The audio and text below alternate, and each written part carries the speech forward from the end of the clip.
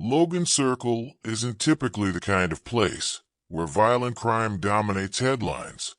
Known for its historic architecture, trendy restaurants, and a blend of young professionals and longtime residents, it's one of D.C.'s most visually picturesque neighborhoods.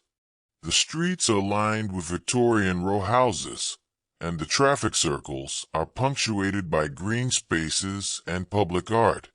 But like many parts of D.C., Logan Circle is not immune to the city's broader crime issues. While violent crime here is statistically lower than in some other areas, proximity to major transit routes and the city center means that incidents, when they occur, tend to attract heavy public attention. It was just after 9 p.m. when D.C.'s 911 dispatchers received reports of gunshots near the 1200 block of 12th Street. Northwest residents described hearing multiple sharp cracks, followed by shouting. Several witnesses said they saw a figure fleeing on foot toward Rhode Island Avenue. When Metropolitan Police and first responders arrived, they found a man lying on the sidewalk, unresponsive. He had sustained multiple gunshot wounds. Despite immediate medical intervention and rapid transport to a local hospital, he was pronounced dead a short time later. Within hours, police confirmed the victim's identity. Tymark Wells, 33 years old, a resident of Northwest D.C. Public records and acquaintances described Tymark Wells as a lifelong D.C. resident. Friends say he was street-smart but cautious, someone who knew the city's pulse. He had attended local schools, worked a series of jobs in construction and hospitality, and was known in his neighborhood for helping out younger kids with basketball practice at a nearby recreation center. Police have not indicated whether Wells was specifically targeted or if the shooting was a random act of violence. His background doesn't immediately fit the profile of someone deeply entrenched in criminal activity, but investigators have not ruled out any possibilities. Within hours of the shooting, MPD released a brief suspect description: a black male with dreadlocks, wearing black clothing, and carrying a black backpack. The suspect was last seen heading northbound on 12th Street. As of the latest updates, no arrests have been made, and police have appealed to the public for surveillance footage or witness statements. In a neighborhood like Logan Circle, where many homes and businesses have security cameras, investigators hope the trail won't go cold too quickly. The shooting didn't happen in a vacuum. It came amid a highly charged political moment. Earlier that same day, President Trump declared a crime emergency in the District of Columbia, asserting that violent crime was out of control.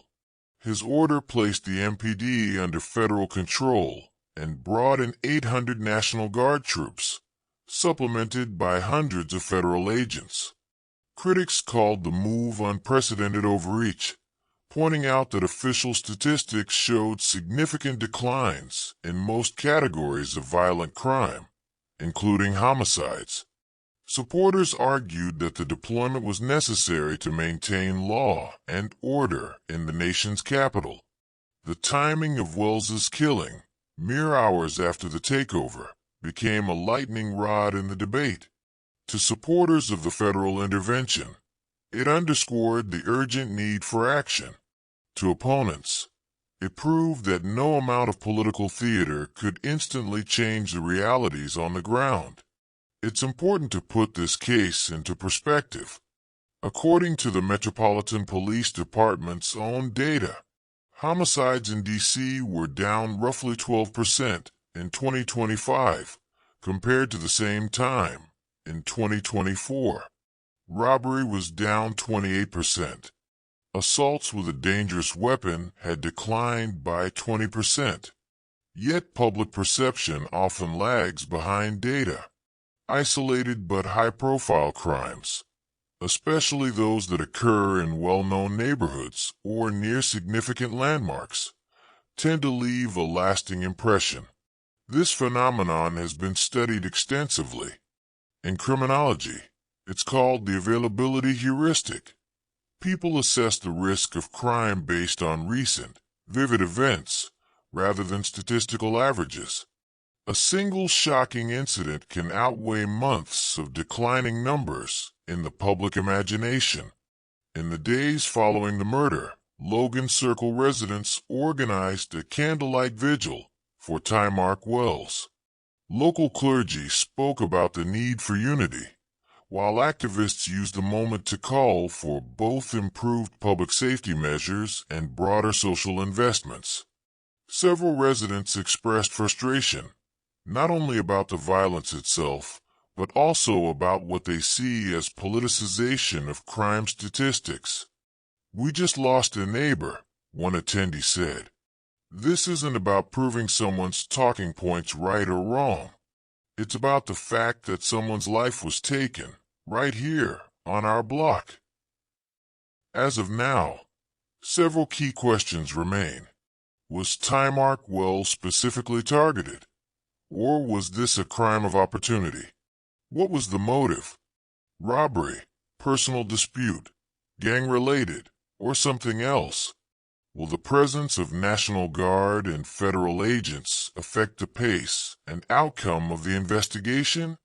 And more broadly, will this case be remembered as a singular tragedy, or as a turning point in the city's political and policing landscape?